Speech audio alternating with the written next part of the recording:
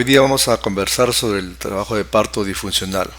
Es un tema muy interesante e importante que todos debemos conocer, puesto que es enfrentarse al manejo del trabajo de parto con la paciente en sala de partos, cuando ya han empezado su trabajo de parto.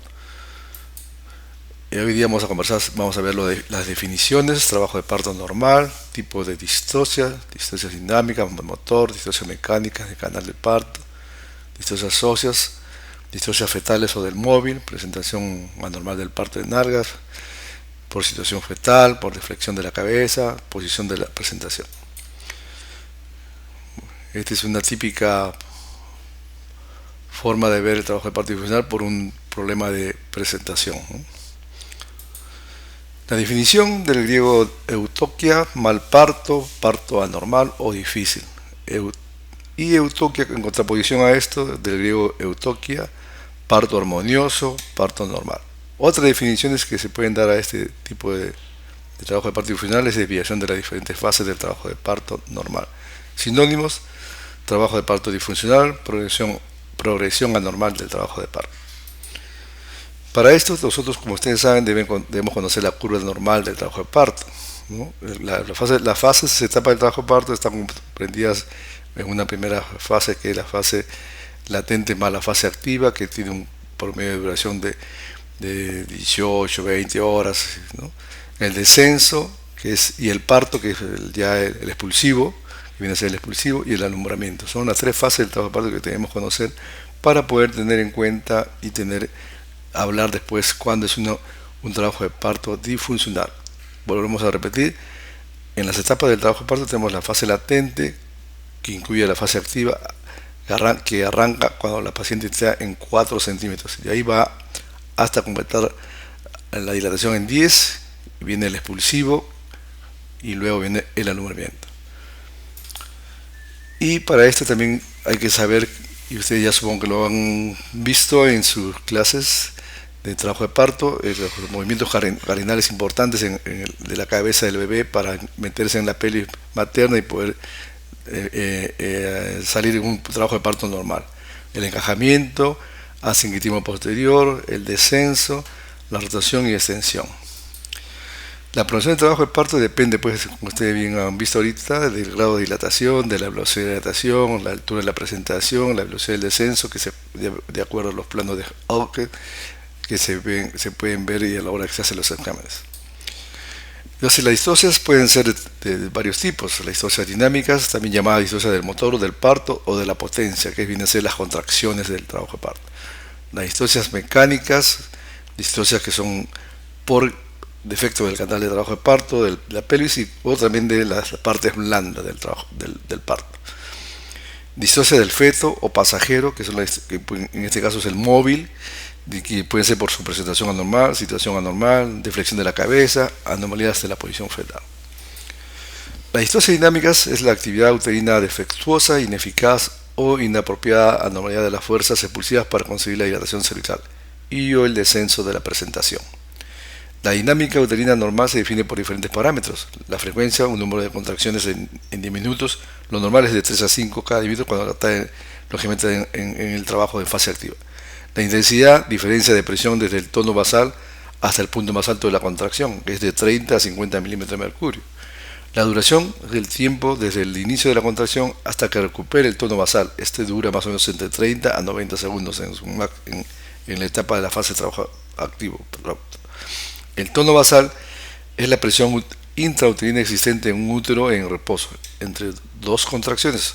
Oscila entre 8 y 12 milímetros de mercurio. Las distocias dinámicas o de contracción,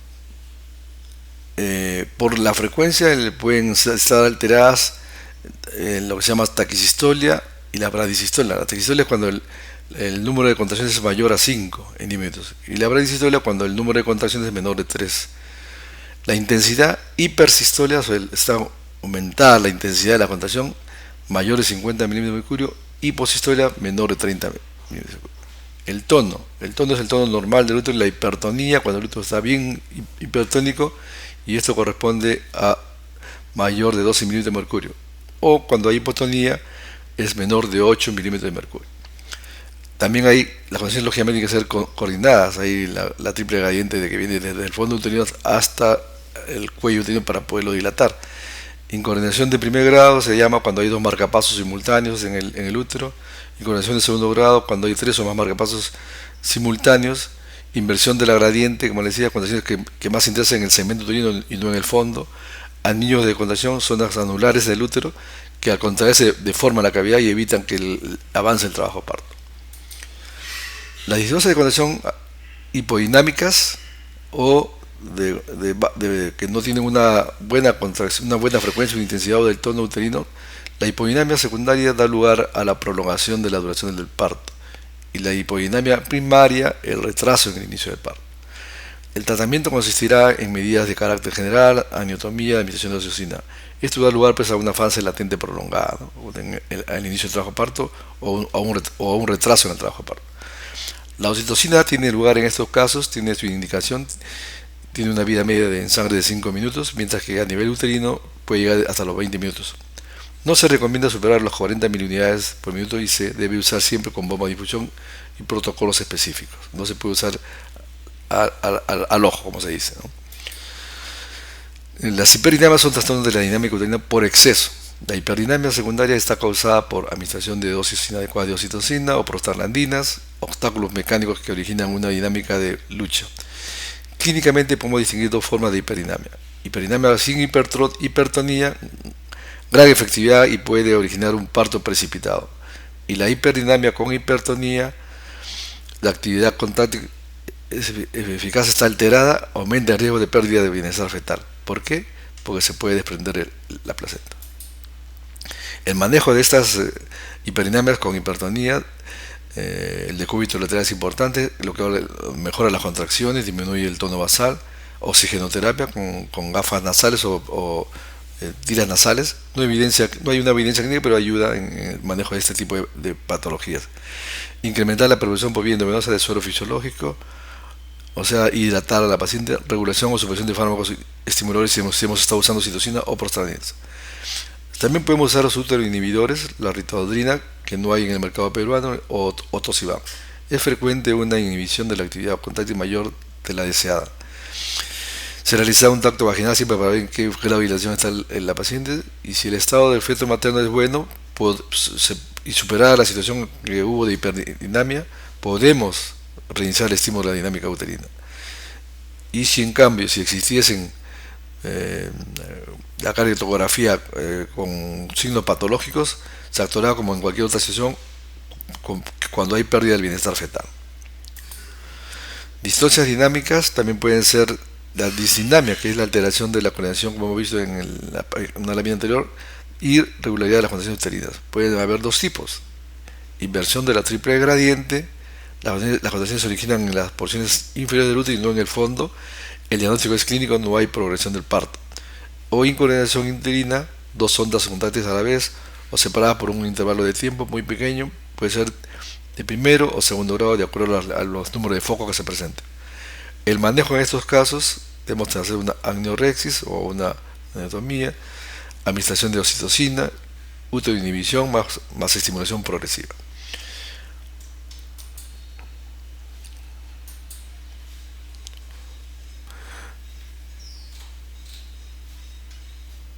Distorsiones dinámicas. Hoy se fue.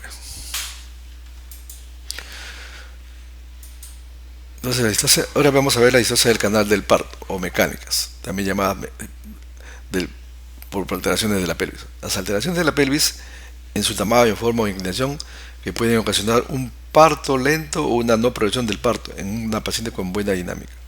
El diagnóstico puede ser difícil ya que intervienen otras causas como el motor y el pasajero. La clasificación morfológica define 4 tipos de pelvis: la ginecoide, el antropoide, de buen pronóstico, estas dos, y androide y platipeloide, que hacen más dificultoso el trabajo de parto. Salvo excepciones, cualquier tipo de pelvis puede, en principio, permitir el parto por vía vaginal, por lo que este no debería dejar de intentarse por causa pélvica, ya que eso depende del móvil también. Las distorsiones del canal del parto también son producidas esas por los accidentes de tráfico, o sea, son la causa más frecuente de enfermedades de las pelvianas en mujeres por accidentes. Sospechar una estenosis pélvica en pacientes que tienen talla inferior a 1,50 m, escoliosis marcada, desviación morfológica del rombo de Michaelis, que es el rombo formado en la parte sacra, posterior en la parte baja de la espalda, que te da una idea si hay deformidad o no hay deformidad. La pelvimetría externa no aporta datos sobre la pelvis menor, por lo que está en desuso. La pelvimetría interna, tacto vaginal, el conjugado obstétrico se calcula restando 1,5 o 2 centímetros al conjugado diagonal desde el promontorio hasta el borde inferior de la sínfisis pubis. Es importante tener en cuenta esto para poder medir más o menos y tener en cuenta si tiene una pelvis adecuada. La distosia del canal de parto, como acabamos de ver, en este dibujo se pueden reflejar acá una pelvis ginecoide, una pelvis platypeloide, una pelvis androide y una pelvis androide. La pelvimetría se puede realizar por rayos X o es mejor por resonancia magnética, pero también tiene un costo mayor. No está indicada hacer una pelvimetría intraparto. El diagnóstico definitivo de la distosia del canal del parto se hará en el transcurso del parto, salvo una deformidad evidente.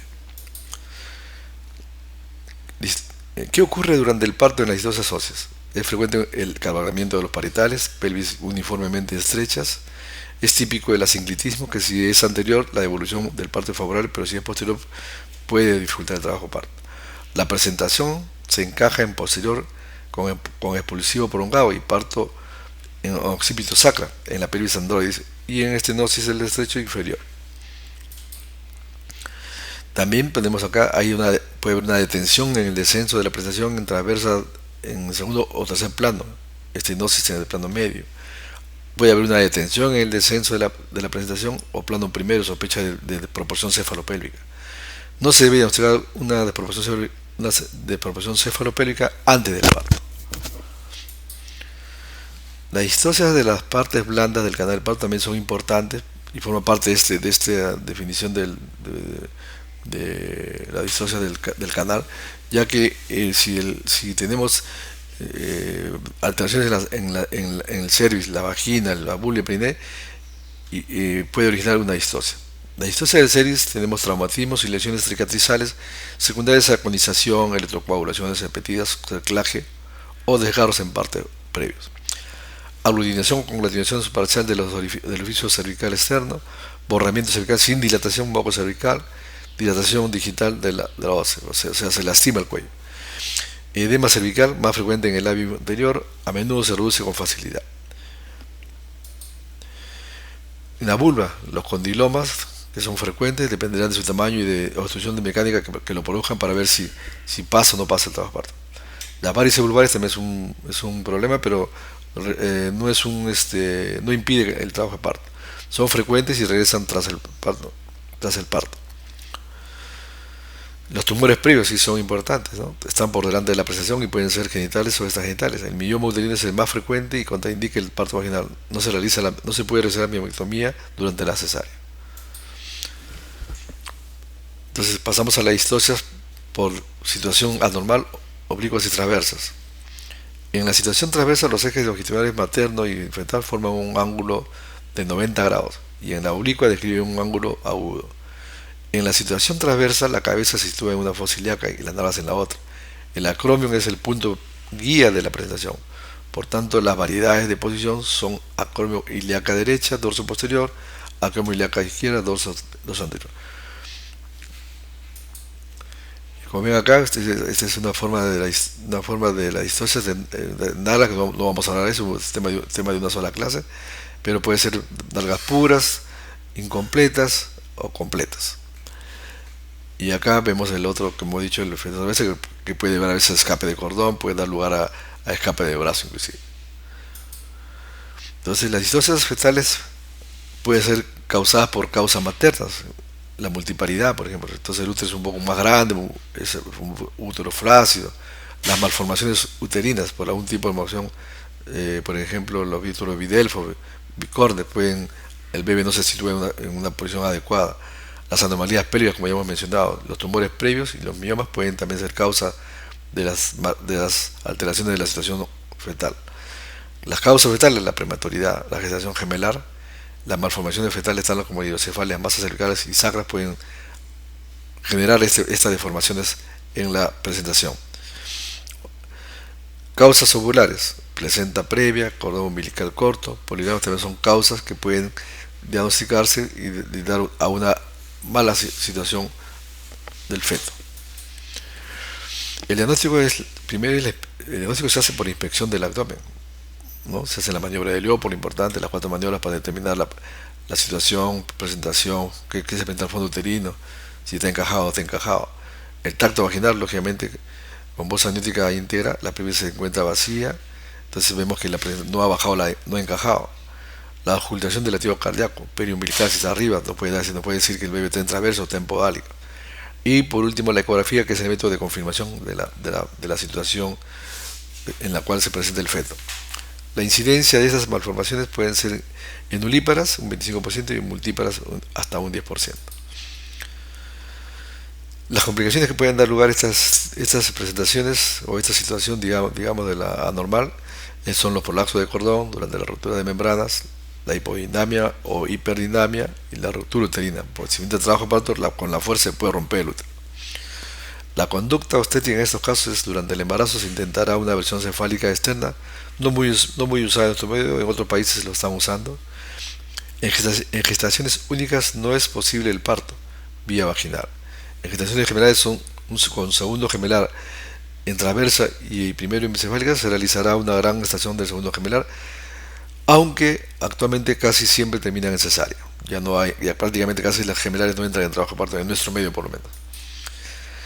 Distocia por deflexión de la cabeza fetal. En la flexión normal de la cabeza, el occipuccio es el punto más inferior del feto. En las presentaciones deflexionadas, el feto presenta al estrecho superior de la pelvis el polo cefálico en extensión. Dependiendo de la extensión, hablaremos de presentación en sincipuccio, presentación de frente y presentación de cara. Estas deflexiones o distocia por deflexión de la cabeza fetal estas presentaciones se ofrecen a la pelvis planteando un polo fetal con diámetro de mayor longitud, lo que se traduce lógicamente en un aumento en la incidencia de desproporción cefalopélvica y parto por esa área, ya que la cabeza no encaja, no entra hacia el estrecho inferior en forma adecuada. Las causas de este tipo de deflexión también tenemos el parto pretérmino, el feto macrosómico o grande, la placenta previa, el tumor previo, la hipertrofia de tiroidea fetal, la multiparidad y el hidranio. Son causas que pueden llevar a una mala presentación o una deflexión de la cabeza. Los puntos de referencia de las deflexiones de la cabeza podemos ver cuando hay el vértice, el occipuccio, el diámetro de presentación es su occipito bregmático de 9.5 centímetros. Cuando está de cara, el mentón es el punto de referencia. Segmento bregmático, 9.5 centímetros. Cuando es de frente, la estructura metópica, occipito mentoniano, 13.5 centímetros. Y el sincipuccio es el bregma que se puede palpar, y el diámetro principal ahí es el occipito frontal de 12 centímetros. Entonces, hay un punto de referencia siempre para cada presentación. Este es normal, digamos, y estos son los que son deflexionadas. Presentación de sincipuccio. El punto guía, como ya hemos mencionado, es la fontanela mayor o bregmática. El diámetro cefálico es el occipito frontal, que tiene 12 centímetros. Al tacto vaginal se palpa la fontanela mayor, que se continúa con la sutura sagital, tras la que no se llega a alcanzar la fontanela menor. Es más frecuente al comienzo del parto. En general es una situación transitoria. Si el parto progresa adecuadamente, se debe adoptar una actitud expectante. La mayoría de estos partos evolucionan vía vaginal, aunque con mayor duración de la dilatación. O sea, se prolonga el periodo de la dilatación. La presentación de frente, el punto de guía de la presentación es la sutura metópica o frontal. El diámetro de la presentación es occipito mentoniano, que es de 13.5 centímetros. Se debe adoptar una actitud expectante, valorando la progresión del parto, siendo la desproporción cefalopélvica la complicación más común. El 10% de las presentaciones de frente evolucionan a una presentación de cara o vértice. La presentación de frente persistente es una indicación de cesárea. La otra presentación que tenemos en este tipo de deflexiones es la de cara. El punto guía es la línea mediofacial, el mentón, ¿no? El diámetro que ofrece la presentación es segmento bregmático de 9.5 centímetros. Se palpa un polo fetal blando, irregular, con orificios y eminencias. Para que el parto se produzca es necesario la rotación mento-anterior, que se produce en un 75% aproximadamente. Esta es una presión de cara, que ustedes vean cómo está recontra deflexionada la presentación del polo, que debe ser esta parte, y se ve acá la cara prácticamente. Si la rotación es a mento posterior, el parto no progresa con un feto maduro porque se le dificulta, el diámetro se prende muy grande. Una posición mento posterior o mento traversa durante el periodo de dilatación no es una indicación necesaria. En el 50% de los casos se produce la rotación a mento anterior durante el expulsivo. La utilización de forces cuando existe una presentación de cara requiere que la cara se distienda del suelo pélvico, momento en el cual se considera que está encajada. Entonces ahí sí ya se puede aplicar el force para poder sacar al bebé. La posición fetal en occipito posterior, el occipuccio se dirige hacia el sacro materno, en el 4 a 5% de los casos. Es la causa más frecuente de expulsivo prolongado. Demora más de 2 horas, hasta más de 2 horas. La conducta en estos casos es expectante, de cúbito lateral. Si la presentación se encaja, las posibilidades son rotación espontánea anterior, parto eutóxico, o occipito posterior persistente, más frecuente ventosa o forceps. La rotación hacia occipito posterior y retracción fetal en occipito sacra, ¿no? Esas son las posibilidades que tenemos cuando la presentación o la posición de fetales en occipito posterior. Los factores predisponentes para este tipo de presentación son el feto pequeño o macrosómico, pelvis antropoide o androide, contracciones ineficaces, analgesia epidural. En la posición fetal en occipito transversa, una vez que se haya encajado la cabeza fetal, no se produce la rotación interna y se queda en esa posición en transversa. No rota occipito púbica. La cabeza fetal se detiene en el plano 3 y 4, plano de coque, occipito ilíaca izquierda transversa o occipito ilíaca derecha transversa. La mayoría de las veces es transitorio y el feto rota hacia occipito anterior de forma espontánea. Cuando la posición es persistente se realizará un parto instrumental. Factores predisponentes también para este caso: feto pequeño, pelvis platipeloide o androide, contracciones ineficaces. Entonces todas estas alteraciones, como vemos, de las 3P, la potencia o el motor, de las contracciones, el móvil del feto por sí mismo y la pelvis, dan lugar a los tipos de distosia que en algunos casos llamamos prolongaciones, por ejemplo, como por ejemplo la fase latente prolongada, retrasos como por ejemplo retraso de la fase activa, descenso retrasado, no baja la cabeza fetal, o detenciones, desaceleración de la prolongada, detención de la dilatación, detención del descenso. Estos son los diagnósticos al final cuando se producen cualquiera de estas alteraciones o combinaciones de ellas. La fase latente prolongada, por ejemplo, acá usted ve en la curva normal del trabajo de parto, y esta es una fase latente prolongada, ¿no?, que se demora demasiado para que vaya al trabajo de parto. Entonces acá ya se tienen que tomar otras medidas. En este caso, en la fase latente prolongada, criterio diagnóstico: nulíparas mayor de 20 horas, multíparas mayor de 14 horas. Las causas: contracciones sostenidas irregulares y descoordinadas. Manejo: es expectante, reposo, hidratación, a veces analgesia, y también puede ser intervencionista, aniotomía y estimulación con oxitocina. Entonces este es un ejemplo de las consecuencias de tener estos 3 problemas de distosia. Conclusión: es así como se van construyendo las diversas curvas del partograma con curva de alerta.